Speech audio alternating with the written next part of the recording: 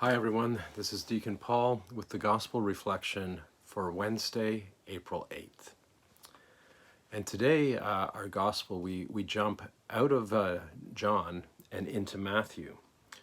And our Gospel reading today is taken from Matthew 26, and it's verses 14 to 25.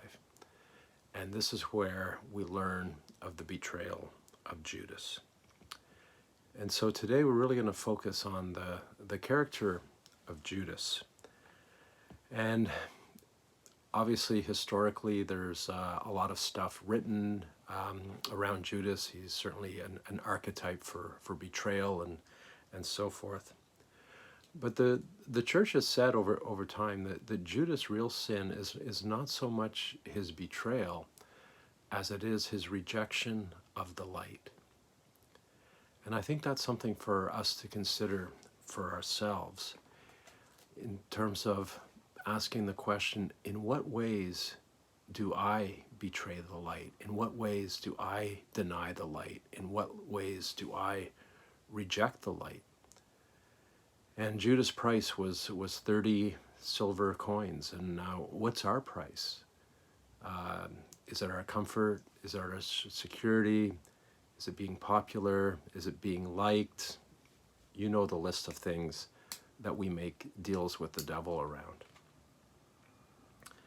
An interesting thing about Judas's character, though, is he had spent time with Jesus, and there was obviously something in Jesus that attracted and awakened something within Judas. And at the same time, he was never fully to embrace what Jesus offered. There was something in Judas. There was a sense of lack. There was a sense of deficiency, a sense of wrongness within him that meant he could never receive that gift of mercy and forgiveness and love that Jesus offered. And that's what separates Judas from Peter. Peter, in the end, is able to redeem himself, is able to accept the gift of Jesus' forgiveness and mercy. But Judas wouldn't let himself go there. And, you know, Judas is certainly maybe blown up to proportions beyond what we can identify with. But I think it is worth looking at ways that we are that we are like Judas, because when we have that sense of lack and wrongness and deficiency within us, and we can't bring that to the light, then, like Judas, we're going to act out in destructive ways. We're going to act out in ways that are destructive, not only to others, but to ourselves. And I think if we're all honest with ourselves, we can find times in our lives when we've acted in ways that are self-destructive. So perhaps we have more in common with Judas than we'd like to admit. And the other word I want to put out there in terms of connection with Judas is this saboteur.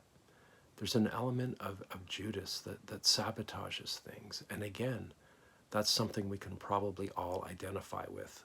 Obviously, we haven't done it to the same extent that Judas does it. But again, I think if we look at our lives, we'll find instances where we sabotaged unnecessarily ourselves and others.